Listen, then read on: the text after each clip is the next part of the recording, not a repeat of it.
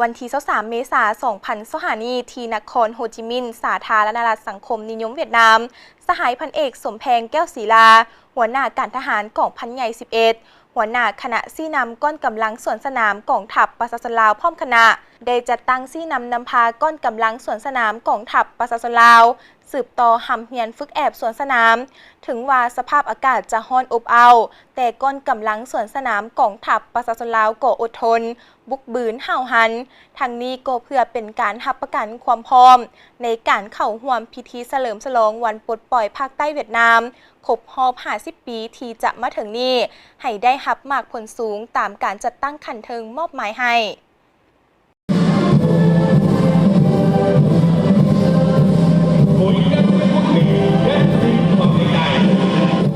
ภายหลังที่ว่าพวกเขาได้รับคำสั่ง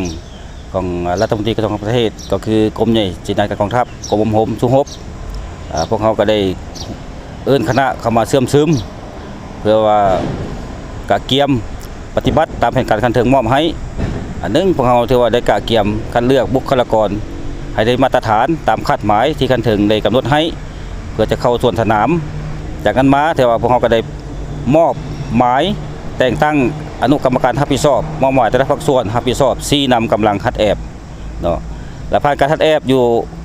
เบื้องลาวเนาะระยะที่1พวกเขาได้คัดแอบเริ่มจากวันที่1เดือน4จนถึงวันที่17เนาะเป็นเวลา10กว่าวันและในนั้นกำลังคนเข้าร่วมนี่พวกเขาคัดเลือกกันถือว่าทั้งหมดและมีกำลังอยู่121สหายเนาะเข้าร่วมสนามครั้งนี้ฝึกกำลังกายแต่ละสหายถือว่าให้มีความพร้อมคัดเลือกให้ตามมาตรฐานและปัญหาที่2นี้เรื่องความพร้อมและผ่านการคัดเลือกฝึกทดลองเห็นว่าไอ้น้องของกองทัพทหารลาวของเรานี้ที่จะเข้าร่วมส่วนสนามในครั้งนี้ถือว่ามีความพร้อมมาเลยเนาะทั้งกำลังกายสุขภาพต่างๆการประกอบต่างๆถือว่าพวกเขาก็ได้นำใส่อิงตามคันเทิงได้เบิกจ่ายให้ถือว่าเพียงพอแล้วเนาะการฝึกซ้อมอยู่พุ่นก็ถือว่าจะรับผลดีเนาะได้ตามคาดหมายที่คันเทิงอยากได้ในนั้นก็ถือว่ามีทางคณะพักกระทรวงก็คือกรมใหญ่เสนาธิการกองทัพได้ลงติดตามใกล้ชิดและให้คำโอลมแนะนำตักเตือนในเวลาฝึกซ้อมและจากนั้นก็มีบรรดาสหายอนุกรรมการจากกรมผมสุฮบได้ลงกติแทศแต่ละวันเพื่อว่าฮัดแอบติดตามตลอดระยะ17 วันเนาะระยะที่2ที่เดินทางจากประเทศลาวเข้าสู่ประเทศสเวียดนามเดินทางมาหันก็ถือว่ามีความปลอดภัยแล้วเนาะถือว่าได้เป็นผู้รับประกันก็เป็นทางเคิงเป็นผู้ประกันพาหนะขนส่งวัตถุรับใช้อันนี้ถือว่าเพียงพอแล้วเนาะระยะที่3ที่พวกเขามาฝึกแอบอยู่ประเทศสเวียดนามนี้ก็ถือว่าทุกสิ่งอย่างถือว่าเวียดนามข้าเจ้าก็ได้กำหนดไปตามแผนของคันแอกข้าเจ้าสถานที่พักเช่าการกินอยู่วัตถุรับประกันนี่ข้าเจ้าก็ได้รับประกันให้เขาจำนวน1หลายและพิเศษก็เป็นว่าเรื่องวัตถุปัจจัยในผ่านมานี้ก็มีหลายคณะที่ได้มาสุกยุให้ได้กำลังสนามของพวกเขานี้มีกำลังคิดกำลังใจมีความพร้อมในการให้ใช้หน้าที่ในวันเฉลิมฉลองครบ50 ปีในครั้งนี้ถือว่าพวกเขาก็ได้ปฏิบัติตามคำสั่งในแต่ละวันโดยเฉพาะก็คือการฝึกแอบทำเฮียน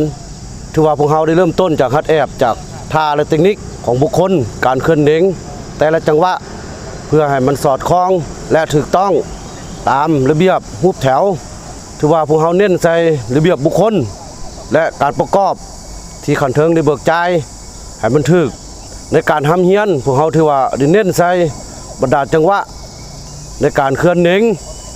ทุกสหายถือว่ามีความเข้มแข็งและมีความเชี่ยวชาญทางด้านการฝึกแอบทำเฮียนโดยพื้นฐานถือว่าพวกเขาก็ได้ฝึกแอบกันก่อนมาแล้วเพื่อมารับใช้ในการฝึกแอบในครั้งนี้พวกเขาถือว่าสุดที่ดีใจและที่ความสมบูรณ์ที่มีการประกอบส่วนที่เข้าร่วมในบ้านเฉลิมฉลองวันครบรอบ50 ปีของสสเวียดนามถือว่าพวกเขาก็จะเฮ็ดสุดความสามารถของพวกเขาให้ได้ตามคันเทิงต้องการ